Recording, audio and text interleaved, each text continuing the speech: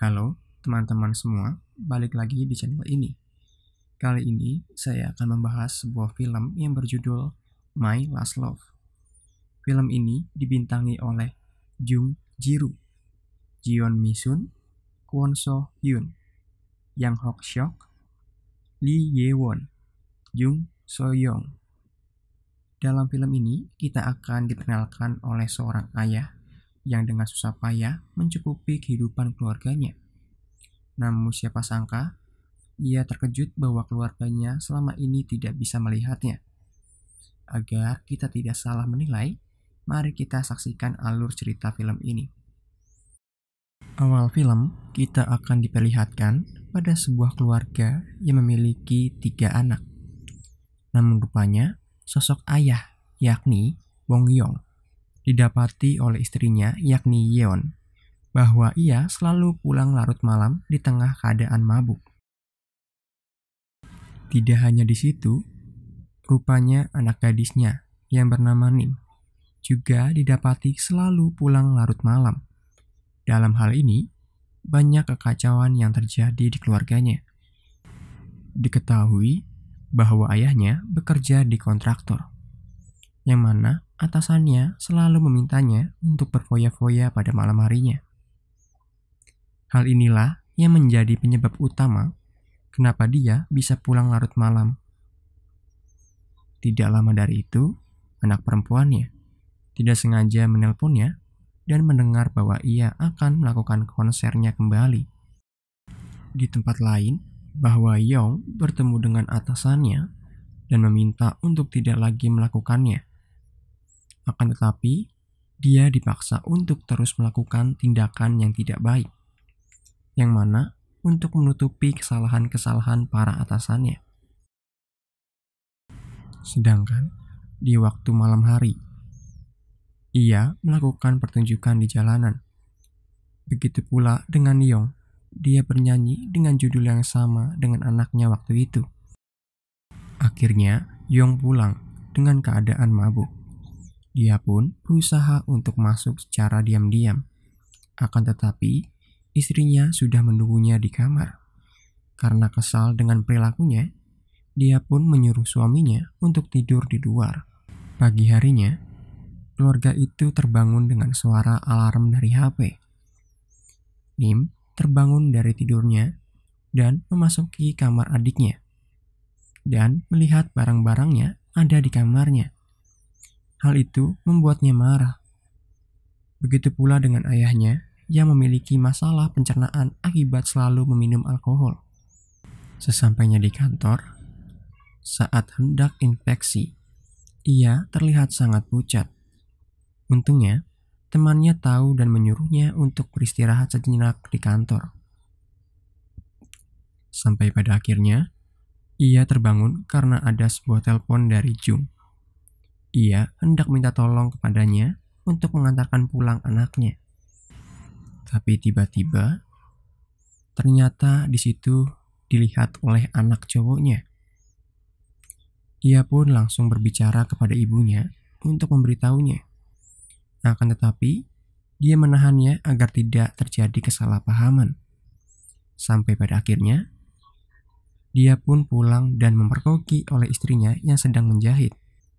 Terlihat bahwa anak perempuannya sangat menyukai bermusik, yang mana hal itu dilarang olehnya, karena dia masih dalam pembelajaran. Sampai pada keesokan harinya, seperti biasanya, anak kecil perempuannya selalu membangunkannya. Hari itu, sekeluarga hendak ke gereja dalam ibadah. Menjadi hal menarik ketika semua anak saling mendoakan ayahnya.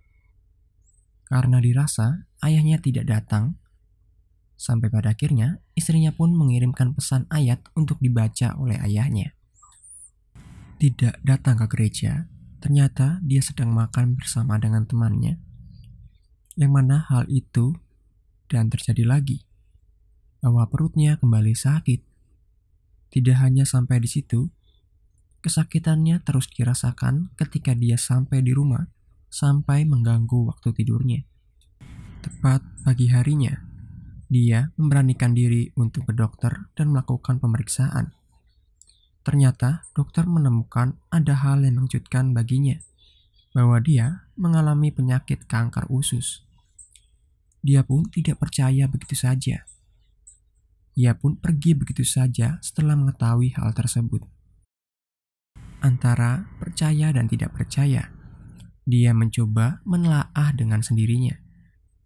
Malam harinya, dia menelpon istrinya untuk berpamitan karena ada proyek yang harus dia kerjakan di pagi hari. Tidak sampai di situ, dia juga melakukan tes kedua kalinya untuk memastikan malam harinya dia seperti biasa makan malam bersama dengan teman-temannya. Dari pembicaraan tersebut, dia tersadar bahwa kehidupannya belum pernah menciptakan apa-apa di dalam keluarganya. Dari hal itu pun, dia pergi. Yang mana, hal itu terus membuatnya kepikiran. Sampai pada waktu dia di rumah sakit, ia tidak sengaja bertemu dengan temannya. Dari hal itu, dia pun berbagi cerita satu sama lain. Setelah sekian lama ia tidak bertemu dengannya, dan memberikan saran untuk melakukan pengobatan secepat mungkin.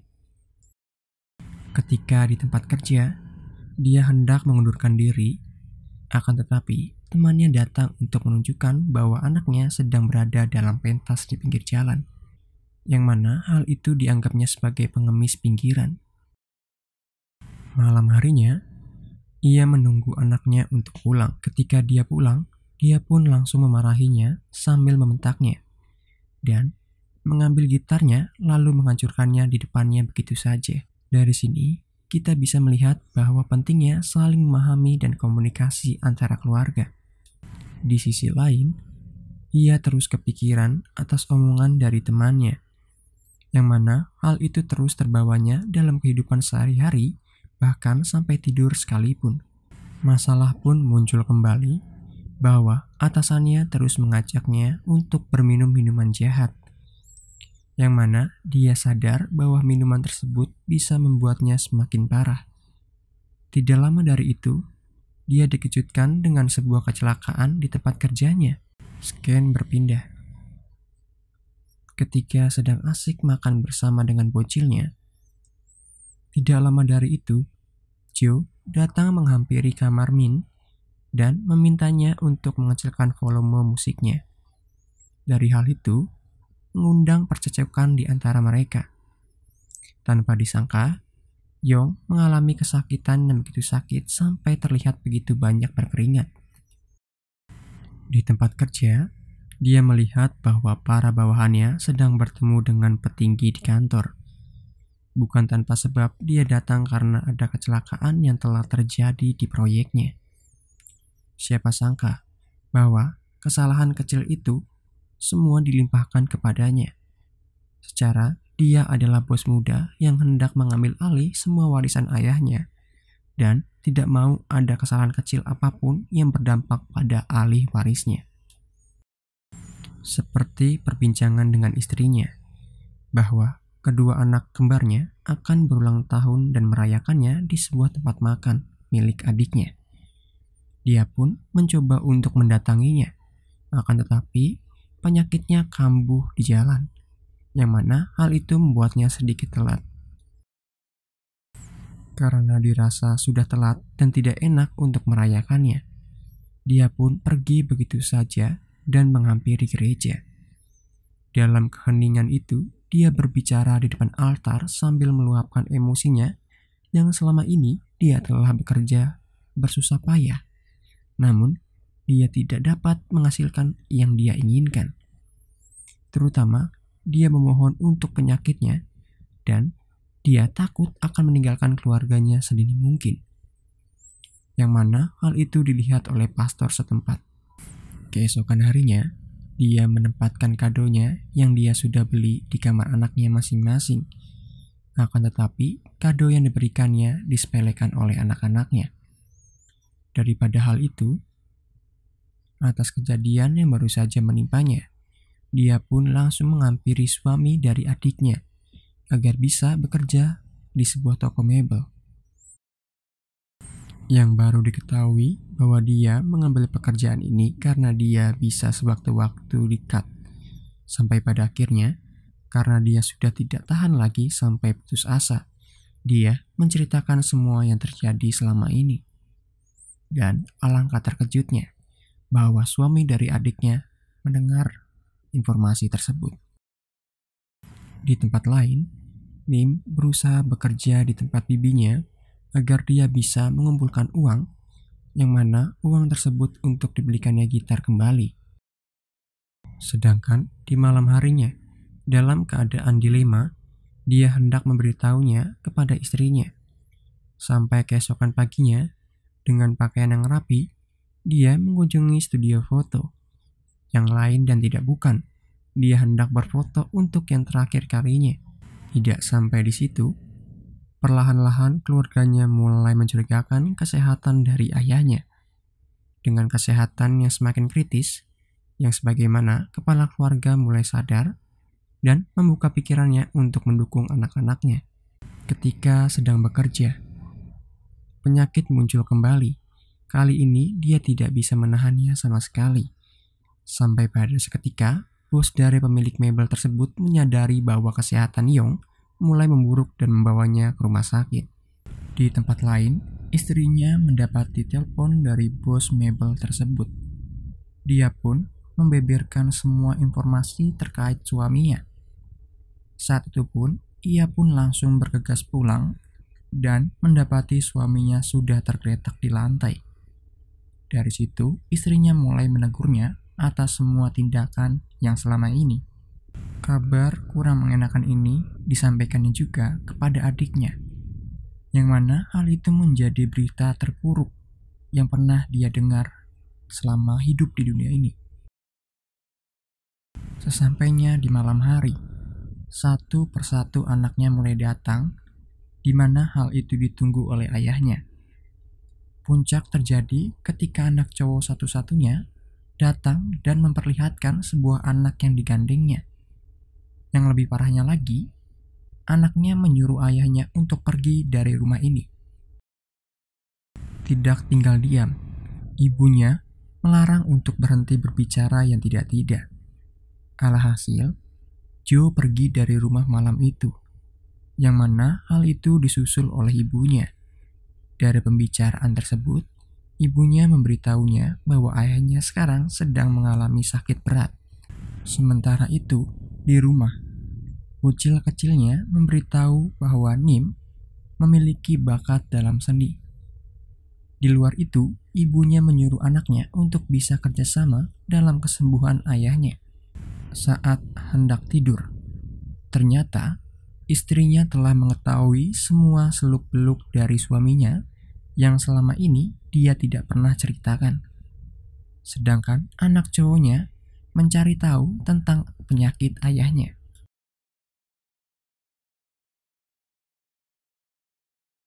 Dalam malam yang hening, istrinya sangat sedih dan teramat sangat takut dengan hal itu. Yang mana istrinya terus membujuk dan percaya bahwa suaminya akan sembuh dengan pengobatan dan doa yang tidak berhenti-henti. Tepat keesokan paginya, dia menepati janjinya untuk berdoa di gereja dan berjalan menuju rumah sakit. Dalam perjalanannya, mereka mengingat masa lalu sebelum mereka menikah. Alangkah terkejutnya bahwa penyakit dari suaminya belum bisa dikatakan baik karena dengan kondisi yang sekarang. Dengan kondisi yang sakit parah, Yong semakin rajin ke gereja. Pada saat itu, Pak Pendeta menghampirinya. Pak Pendeta pun memberikan dia sebuah wejangan kecil, yang mana hal itu membuatnya semakin berpikiran tentang keluarganya. 그만 좀 먹으라고 구박만 했으니 하게 되더라고요. Dari situ pun, dia mengajak putranya untuk makan malam bersama dan mengajarinya cara minum yang baik. Terlepas dari itu, putranya sangat menyesal karena telah melukai hati ayahnya dengan tidak menceritakan sumbernya. Ketika ada waktu, ia bersama dengan putranya mencoba mendatangi putrinya yang sedang konser di sebuah panggung yang disediakan oleh wali kotanya. Namun sayangnya, penyakitnya kambuh dan mengharuskannya pulang detik itu juga. Dan hal lain menjadi hal terburuk malam itu, bahwa ayahnya pingsan di tempat. Dari kejadian itu, dibawalah dia ke rumah sakit dan didatangi oleh keluarga dan kerabatnya. Dari situ, dia mulai menyadari akan dirinya sendiri. Maka dari itu, dia mengajak keluarga untuk perjalanan jauh. Sampai pada seketika, diadakan sebuah perkumpulan untuk mendoakan ayahnya. Setelah sekeluarga mendatangi gereja untuk melakukan ibadah, namun tiba-tiba, anak gadisnya muncul dan membawakan lagu, yang mana hal itu membuatnya mengingat masa lalunya yang begitu tidak mencerminkan sebagai orang tua yang baik.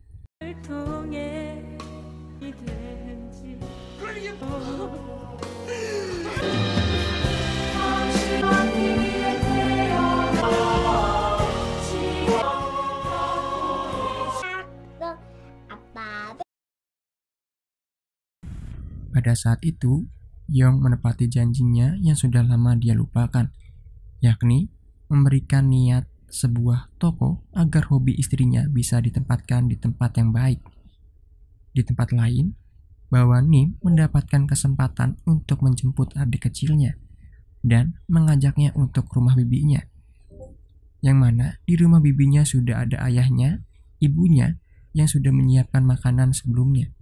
Setelah semua berkumpul, mereka pun akhirnya bisa makan malam bersama. Dari situ, baru diketahui bahwa bibinya sedang mengandung anak, yang mana hal itu disambut gembira oleh seisi ruangan. Namun tiba-tiba, adik kecil itu melihat ada sebuah gambar yang mirip dengan ayahnya. Dari kejadian itu, yang paham atas situasi, mereka merenung dan menangis melihatnya. Sesudah dari acara itu, dia pun bersama keluarganya menikmati hari demi hari bersama keluarganya, menjadikan mereka jauh lebih dekat daripada sebelumnya. Dari film ini, kita bisa banyak sekali mengambil kesimpulan dari sudut pandang seorang ayah yang begitu lelahnya berjuang hingga lupa waktu. Ini adalah wujud cinta seorang ayah untuk mencukupi kebutuhan keluarga mereka. Di satu sisi, dengan tindakan tersebut pastilah ada konsekuensi yang didapatinya. Dalam hal ini, anak-anaknya tidak terjangkau olehnya, yang mana pertengkaran dan komunikasi sering terjadi di keluarga tersebut. Semoga dengan adanya ini kita bisa menghargai kedua orang tua kita. Jangan sampai kita dekat dengan orang tua ketika mereka sudah tua. Sebagai anak, kita juga harus mengerti penderitaan orang tua, karena tidak semua orang tua bisa menceritakannya kepada anak-anaknya. Dengan adanya film ini, semoga kalian bisa melihat sisi negatif dan memperlakukannya untuk tidak diulang kembali. Tapi, ayo kita bareng-bareng mengakhiri semua ajaran yang tidak baik dari lingkungan kita, dan mengubahnya menjadi pemikiran yang lebih terbuka dan lebih positif.